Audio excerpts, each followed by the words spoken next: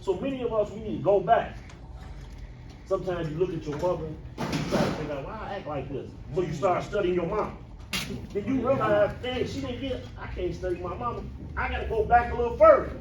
So then I look at my grandma. And then the roots start cleaning up a little bit the farther you go back. Because we picking up things along the way, like the brother like Ray said. We picking up things along our life to help us that we think is strength. We think being aggressive is strong. Actually, the strongest person is the most humblest person. Because when you humble, you can see. When you try to be aggressive, you ain't even seeing it. There's two days, I got my own company. I'm building a patio in the environment in the hood for free for somebody. Because the lady got like 8 kids. They didn't have no porch this far, and I said, you know what? I'm gonna help this sister. I ain't gonna charge you nothing. The young brother across the street looking for a dog ran out the house with a 9mm and it was 30-06 or something. I don't know what it was. So all my Mexican words like, Pato, what should I do? I said, hold on, calm down. Just calm down first. So I turned. I said, hey. Now he walking this way. It ain't that I'm scared. I'll start walking towards him. Because I don't want it. First of all, let's calm down. I said, what's the problem, bro? Somebody who got my mother effing dog. I said, you come outside with a shotgun and a handgun to find a dog? I said, brother, you all right? Because he got to be going through something to run out of his house with a pistol and a shotgun by the dog. So it can't be the dog. So as the brother said, we feel so, let's go back. I said, come on, brother. He rough like, get your hand off me. I said, okay, bro, I won't touch you. Baby. I said, what's going on? Then I realized he one of my tenants. I said, brother, let's walk back to the house. Somebody stole my name. I'm going through all kind of stuff. I said, what you going through? So this tied into the brother saying, sometimes we need a voice to listen to. So I'm talking to him. I said, well, brother, I lost my job. No. I said, well, you want to work today? Right now? No, just right now, I need to have another drink. I said, all right. So now we take on things in our life. He drinking, thinking about the dog, lost his job. He ain't got nobody to talk to. So he feel that the only way to deal with it is my dog, so he went outside. He's looking for some trouble, but he ain't really looking for trouble. He's looking for somebody to listen to him. And many of us, we don't know how to ask for help. Right? That's right. The brother that we in Jackson, remember the brother came out and knocked all the chicken out. Fried no chicken. Because everything we make it personal. And a lot of things us in prison, but we get out, it ain't personal. That's right. And we so used to the police telling us what to do, we don't like nobody telling us what to do. That's right. Because we was doing, this is trauma. Why you on it? What you doing up there, JamesX? Why you keep calling me? So now, when your woman even asks you something, baby, you take it as she is somebody doing something wrong to you. That's right. But it works both ways because she don't understand you and you don't understand her. That's right. So many brothers who out here who came home, you having problems with your woman because y'all don't understand each other. That's right. She's been in one place and you've been in a different place. Y'all don't understand each other's environment. That's right. So the sister like, these brothers weak, blah, blah, blah, blah. It ain't that the brother weak, he just don't know. Right. So we get there, we forming ourselves that we think is strong, so we come out here like soldiers. But the part that's been missing in our life is socialization, to deal with people, to communicate with people. So like the brother said, brother come home, he don't want nobody behind him, like what's going on? I did that. People bumping into me, I'm saying, like, why they bumping into me? And I wanted to fight. But not knowing, I ain't even thinking the mall crowded anyway. I didn't know it was the holiday, so people moving, they trying to get to where they going, but I didn't look at it like that until I took a step back and said, hold on, wait a minute. What's going on here? It ain't them. Sometimes when you point a finger at somebody, it's 3 pointing back at you. That's right. You got to deal with yourself. So they like the service 7 say, know thyself. You got to study yourself first to understand somebody else and know that you got problems. So re-educate yourself. Get the information. And any brother who probably will need a job or something, give him the brother. I don't know what kind of work you got. I hope it ain't yard screw work. That's the trunk. That's the trunk. Yeah, That's the trunk.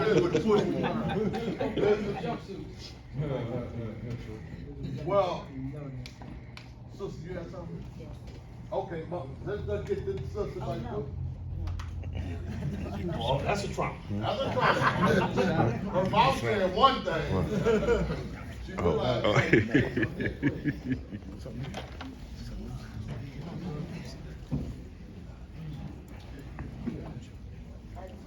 agree with what everybody said. Everybody goes through traumas, but the thing is, people have to learn how to deal with them, and it's how you react to the traumas. And sometimes your reaction causes traumas for other people. Yes. Because you're not considering other people's traumas. You just think about yourself. But I think people need to learn how to deal with their traumas so that they can deal with other people better and people can deal with them better. Or call on the next speaker to share that opinion. Let me say this here. Everything we're saying is total. But we gotta be willing to submit. We gotta be willing to submit to a change, because sometimes we've been stuck in the past, it lasting too long, and we've been doing business too strong in a negative type of way. So when we talking about these things, we gotta be willing to submit to these new systems. We gotta analyze, there's something wrong with ourselves. There's something wrong. And if we want it to be fixed, then we gotta look for processes that can help fix that. Because we don't take correction good from people that we've been knowing all our life sometimes. Our significant other. You got a problem. No, you got the problem. I ain't got no problem. You got the problem. And they'll tell you about other situations where everybody else had the problem. And not knowing that that problem didn't exist until you came into that situation. So you have to kind of figure it out from there. And if you want to make growth, if you want to make progress, you have to come to the conscious awareness that you're going to have to submit to this new information. You're gonna have to be reborn into new information, because it's a lot of things that's being discussed, and a lot of people putting out a lot of good positive energy, and hopefully that could help us collectively, and not only help us, but help them as they're able to express it in that type of way. That's right, Sister Hillel.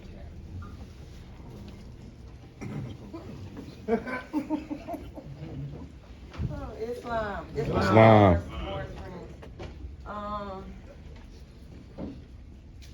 My trauma started as a child as well. It really grew when I was around 15 years old. With my mother and her sisters, they were raised with my grandmother. My grandmother, the title for men was called the B word. So, my grandmother passed away. I'm being raised by my mother, my aunts. All I heard was them calling their men the B word.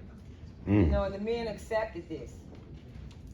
And it got to the point where my mother was also calling me the B word as well. But I really didn't like it, and I ran away from Chicago. That's where I was born and raised. I ran away when I was 16, here to Michigan.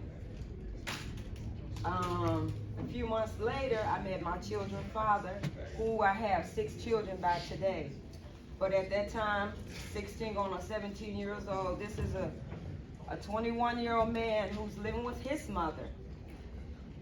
And I'm seeing that they have a bad relationship. You know, I see she cussed him out, he cussed her out. I seen him slap her. You know, but I'm not knowing no better. I mean, I'm a young girl. Dang. You know, all I'm looking at, ooh, he's fine. Ooh, he got long hair. You know, that kind of stuff, because I'm a teenager. I don't know no better. You know, I'm thinking about all I can see. He fine. He got good hair, and the sex is good. So later down the line, it wasn't even a year later before he started beating me up. And this lasted for like 8 years, even when I was carrying his 6 children. You know, that lasted for a long time. So I gained the strength. I didn't know Allah's name was Allah at that time, but I said, God, please, please get me up out of here. I called a cab, got all my 6 children together. Praise the And he Lord. just came out of nowhere, my children's father. And he was like, told the cab driver, pull off, pull off. And I said, please, please don't leave me. So, I don't know, out of nowhere, my children's father, he looked back, and I'm looking like, what is he looking at? He turned back to me and he said, go. Today, I think that was cherubim himself from somebody. Because he told me to leave, he was afraid of something that he looked at. So I got in the cab. I came, I moved in with my aunt and my uncle, brother Eastonil, sister Eastonil. I don't know if some of you know them, but they introduced me to the More Science Temple of America. Even though they wasn't making their meetings, and I heard a lot of things about Allah and the Prophet, I said, okay, I'm gonna go, I'm gonna take a chance. I came, I joined the temple in 1989. I felt like I was in a safe haven at that time. I'm feeling safe. I'm like, okay, everything is all right. But the drama began again. Wow. I find myself, my trauma after that is with Morris Brothers. That's my trauma. And I'm gonna be honest. My trauma is, I'm the sister that was seeking a husband. Okay, I did get that. I was married, obligated, I put it like that, for 7 years. It didn't turn out right. And you say don't put your business on the street, but I have to release myself. I have to let this go. Okay, come on, sister. You know, I got obligated to a brother, 7 years. It didn't work out. The brother started doing things. He got on drugs or whatever. I had to let him go. So I'm still feeling, I'm lonely. I need a husband. I need to be with somebody. Then I found myself getting with another brother who just came home from prison, who had did over 20 years, not knowing that when he went in, that's the same age he came out. You know what I'm saying? So I'm too busy helping, trying to build him up because he don't have nothing. You know, I got a good job. I mean, everything is going good. Trying to build this man up. He already know why he's in prison. Hey, brother, I have 6 children. I can't have children anymore. Oh, no, sister, your children is my children. I'm not trying to do that. Before I knew that, that brother had got a 17-year-old girl pregnant during our 8-year relationship. So I had to let that go. I'm like, man, it was just a cycle repeating itself. You know, so it's like, I didn't like telling brothers my business because it's like they using it to prey on me, like, you know what I'm saying? To see how else, I can't explain how they can harm me, triangulation or whatever, you know. But I'm just gonna fast forward to the last one because I'm single today. And I know how to be by myself today. There you go. There you go. And I Praise the Lord. enjoy it. It's peaceful. There you go. I really know how to enjoy that. But this last one sat at the round table in my apartment and said to me, "Sister, I heard everything you've been through. Allah sent me to you." And I'm like, wow. At that time, when he said that, I had already been single for 9 months, celibate for 9 months, ain't been with nobody or whatever. But he's saying all these good things, but I should have been aware of it because the prophet told me how the sister should beware of the things that the brother was saying. That's right. But anyway, I think I let this happen because I thought I was lonely. He said all those beautiful things, but at the same time, this brother, he already had a woman on the side, which I never knew about. This man, to me, he is a malignant narcissist. He lied about everything that he did, and he would say things to turn around and make me think that I'm crazy. You know, he told me that we was gonna get married a few times. I believed it. You know, it never happened. Every time I turned around, the ex was in the picture. But long story short, it happened so much in this 6-year relation with him that I got violent.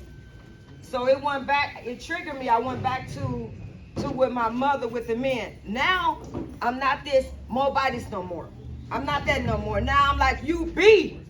You know, you be, you this, you that. Because now you triggered me. You got me mad. You got me upset. To the point, little as I am, I kicked the door down. His front room door. That's how angry, the lies and all of that stuff. It's like, why me? We have the same book. You know what I'm saying? I'm your sister. You know, but you treat me like I'm one of these little unconscious, whatever they call the women out here that they just messing around with, and they're hurting me. Thoughts. And thoughts, whatever you call it, but it hurted me, and it hurted me to the point where it got physical. It got physical. He pushed me, and I stabbed him. I stabbed him because, like I said, it's the trauma. But when he pushed me, all I seen, it took me way back to my children father pouncing on me. Hold on. Let me just say this here. I told people before that this is video. Okay. Live. So we don't want to possibly say things that may yeah. So what happened? You accidentally well, yeah. Okay, well, my trauma led to that. I'm gonna put it like that. Yeah, because like I said, all I know is I blanked out. Oh, that. Allegedly. I blanked out. You know, I just seen just all the paths just flashing before me, and I'm like, me? You told me you love me. You telling me we about to get married, and this is what, you know. And then after that, get out before I know it. It's 5 police cars. They come, lock me up. They take me to jail.